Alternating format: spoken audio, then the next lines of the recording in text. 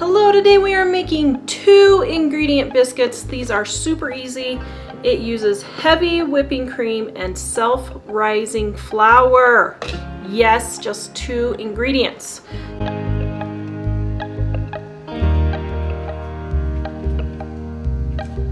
Your heavy whipping cream is your fat and your milk. So that's all combined because it's the heavy whipping cream, so the fat and milk are in there. Then your self-rising flour already has your salt and your baking powder in it. But if you don't have self-rising flour, you can make your own and just put your salt and your baking powder in there. This is in the description below. I will leave the link to our website. You can find the recipe there. Then just take a whisk and fluff your flour and mix in your baking powder and salt if you don't have self-rising flour, okay? Now, you're going to take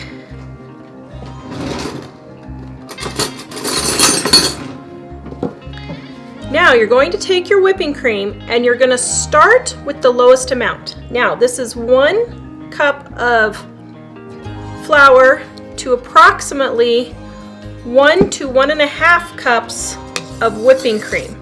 Start with 1 cup and see how your dough looks. Now, if it's too dry and doesn't come together, you want to add more whipping cream. If it's too moist and just super sticky, then you want to add just a little bit more flour. Now, honestly, this looks actually almost perfect. So let me show you the consistency.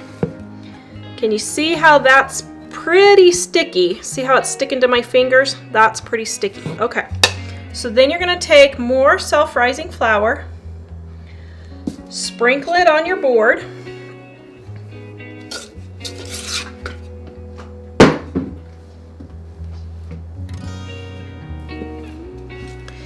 and then you're going to knead it just a bit. I mean, you don't want to knead in too much flour, so I think I already have too much flour. But just knead it in until you get a nice smooth dough, but not too smooth.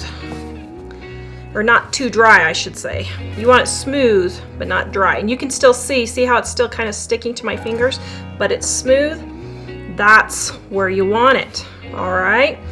Then just pat it out. And you're going to cut it out with your biscuit cutter. Now, if you don't have a biscuit cutter, you can pull pieces off just like so and just form your biscuit that way if you would like, okay? So you don't need a biscuit cutter or anything for this. All right, you want it about 3/4 of an inch thick, and in case you're wondering, from the end of your finger to your first knuckle is an inch. So that's about 3/4 of the way. And then just push straight down and lift up. Don't twist. See, just like that. We're gonna push down. No twisting is happening. When you twist, it pushes down the layers and then you won't have a super fluffy biscuit. See, isn't that nice? Then just bring together the leftovers. Pat them down 1 or 2 more times. Nice. And then this one will just form a nice little biscuit. Now, for your pan, you can use a regular baking pan like this. This is a non-stick. If it's a dark pan, you will need to turn your heat down 25 degrees. Dark pans cook hotter, and so you need to turn your heat down 25 degrees. I'm using my great-grandmother's iron skillet here, and if you have a pan that needs to be greased like an iron skillet or a pan that's not a non-stick pan, just put a little bit of oil in there. I just use shortening. Or you can just put it on a piece of parchment paper with Or you can put it on a cookie sheet lined with parchment paper. Now we're going to put all of our biscuits in here fairly close. You want them touching because that helps them rise and it makes a nice fluffy biscuit. We're going to put this in the oven at 500 degrees. Yes, that is not a mistake. 500 degrees for just 8 to 10 minutes, and then we'll show you our yummy biscuits. This video is brought to you by our Dining on a Dime cookbook, quick and easy recipes to get you in and out of the kitchen fast and save money at the same time.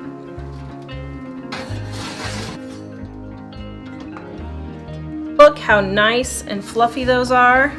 This recipe can be double, tripled, or quadrupled. Look at that fluffy goodness right there. Yum. Okay, let's break one open. Hot. Big old blob of butter. Oh, yum. Doesn't that look delicious? There you have easy 2-ingredient biscuits. The recipe is in the description below. Please visit us at livingonadime.com. Delicious goodness. Yeah. It's really good. Does it help soothe? So you decided you want some more, huh? Why are you recording me? Because I have to have social proof that they taste good. Okay. That's fine. If you're recording me for that reason, then I guess that's fine. And because you're handsome and I love you. I'm sure. I'm gonna have to take out that part of me picking up the butter with my fingers. People are gonna get mad.